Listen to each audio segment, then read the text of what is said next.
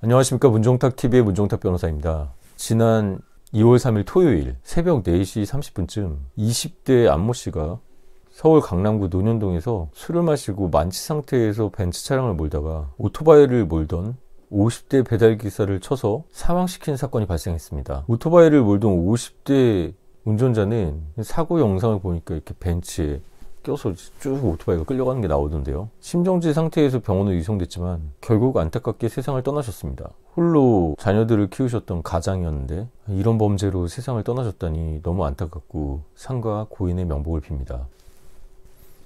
오늘은 이 사고범죄를 낸 안씨가 특정범죄 가중처벌법, 소위 특가법이죠. 특가법상 위험운전 치사죄에 해당해서 처벌을 받게 될 텐데 사건 처리가 어떻게 되고 있는지랑 사고를 내고도 이렇게 개를 계속 안고 있었다고 해서 네티즌들이 공분하고 있는데요. 이 경우 사고 미조치로 도로교통법 위반에도 해당되지 않느냐 이런 문의들이 많이 있고 그래서 형량이 어떻게 되느냐 궁금하시는 분들이 많아서 이 영상을 급히 찍고 있습니다. 우선 이 사건에서 안 씨는 당시 혈중 알코올 농도 수준이 만취해서 면허 취소 수준이었습니다. 요즘 또 마약이 유행이니까 마약해서 한 거 아니냐 그래서 마약 간이 검사를 했는데 간이 검사에서는 음성이 나왔다고 합니다. 현장에 이제 동승자는 없었지만 동승견이 있었네요. 개가 있었는데 안 씨가 사고를 냈는데 운전자에 대해서 구호 조치는 하지 않고 강아지만 끌어안고 있었다 이런 목격담이 계속 나오고 있습니다. 목격자의 얘기에 따르면 안 씨가 사고를 내고도 계속 개를 안고 있다가 경찰이 강아지와 분리해서 연행하려고 하니까 싫다고 하면서 엄마랑 통화하겠다고 계속 몇 분간 실랑이를 하다가 추가비 채워져서 연행됐다고 하는데요. 강남경찰서에서 이제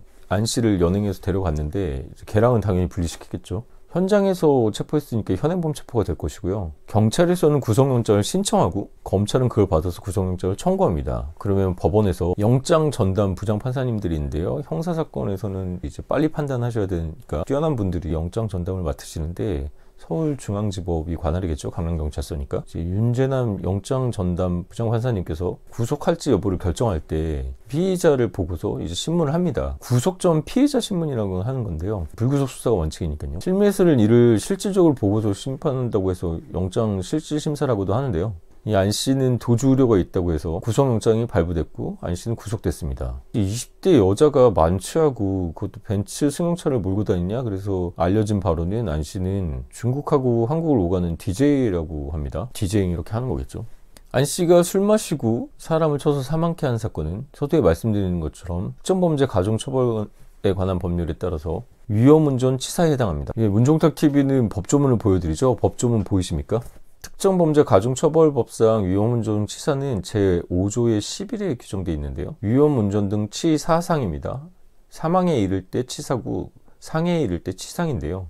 음주 또는 약물의 영향으로 정상적인 운전이 곤란한 상태에서 자동차 등을 운전하여 이 경우에는 사람을 사망에 이르게 했죠. 무기 또는 3년 이상의 징역에 처하는 중범죄입니다. 게다가 안 씨는 이런 사고를 내고서 운전자에 대한 구호 조치를 안 하고 강아지만 끌어안고 있었다는 목격담이 온라인 커뮤니티를 통해서 확산되면서 네티즌들이 분노하고 있는데요. 법적으로는 안 씨의 이런 행위가 사고 미조치에 해당하지 않는가? 이런 문의가 있습니다. 변호사는 법으로 말해야 되죠. 뺑소니에는 해당하지 않을 것입니다. 사고 도주는 하지 않았으니까요. 하지만 사고 미조치에 해당하냐? 조문을 한번 보실까요?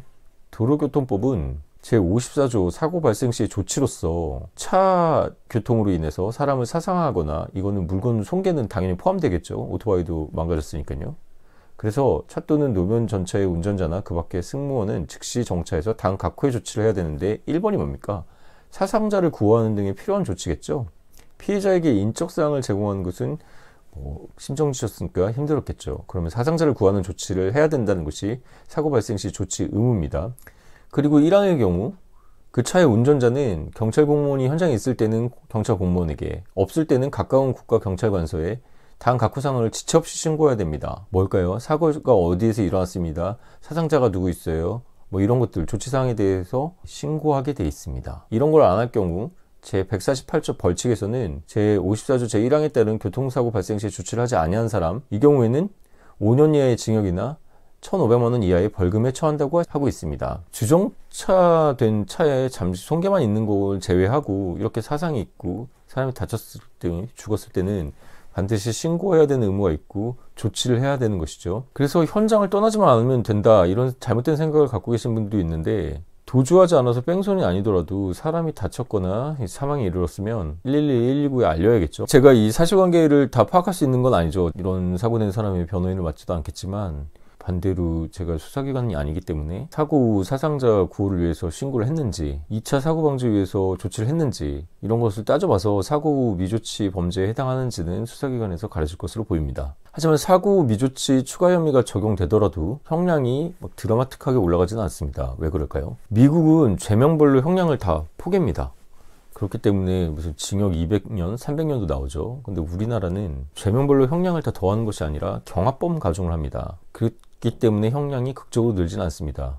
이미 위험운전 치사, 술 먹고 위험운전해서 사람을 죽였다는 거죠. 그 경우에 형량이 무기 또는 3년 이상의 징역이기 때문에 이 내에서 대법원 양형기준에 따라서 판결될 가능성이 크죠. 대법원 양형위원회의 양형기준표가 보이십니까? 위험운전 교통사고 경우 치상은 기본형이 10월에서 2년 6월이고 치사는 2년에서 5년입니다. 가중돼봤자 4년에서 8년이네요. 감형요소에서 가장 중요한 것은 피해 회복이고 형사 공탁이 바뀌면서 공탁을 할 수 있게 됐죠. 공탁을 포함해서 상당한 피해 회복이 감형 요소로 쓰입니다. 자동차 종합보험에 가입돼 있고 진지한 반성을 하고 동정정과가 없다면 피해자 같은 경우는 돌아가셨기 때문에 피해가 힘들 거고 유족들한테 정당한 보상을 해서 처벌변호사 같은 걸 받아서 감형을 시도하겠죠. 이 경우 감경되면 1년 6월에서 3년 정도의 징역입니다. 음주운전은 살인행위죠. 차로 사람을 치거나 그때 롤스로이스 사건에 대해서도 저희가 시사 이슈로 만들어 본 적이 있는데요. 오토바이를 치더라도 오토바이는 충격을 바로 흡수하기 때문에 그래서 배달원 분들의 사망사고들이 많이 있습니다. 사고로 사망을 해도 억울한데 음주운전한 사람의 범죄로 사망을 한다면 피해자와 유족도 얼마나 속이 타들어가겠습니까? 총선이 다가오는데 경미한 사안이나 대리운전이 활성화되기 전의 사건에 대해서 다 일률적으로 얘기할 수는 없겠지만 그래도 음주운전 전과자들은 국민을 대표하는 국회의원 선거에 나오는 일이 없었으면 좋겠습니다. 특히 정당도 음주운전 전과자들에 대해서 공천을 하면 안 된다고 생각합니다. 여러분들의 의견은 어떠신가요? 댓글에 달아주시면 참고하겠습니다. 저희 문종탁TV 구독자분들은 회식이나 술자리에는 절대 차를 가져가는 일이 없도록 하시고 요즘은 CCTV가 있어서 도주를 하게 되면 뺑소니로 다 잡힙니다. 바로 구속되고 엄하게 처벌되니까 도주한 일을 절대 없도록 하시고 다시 한번 음주운전은 살인행위니까 절대 술 먹고 운전하는 일이 없도록 하시길 바랍니다. 음주운전 사고로 세상을 떠나신 운전기사님의 명복을 빌고 이제 곧 2024년 음력설 우리 전통 명절인데요. 음주운전 없도록 각별히 주의하시고 새해 복 많이 받으시길 바랍니다. 지금까지 문종탁TV의 문종탁 변호사였습니다.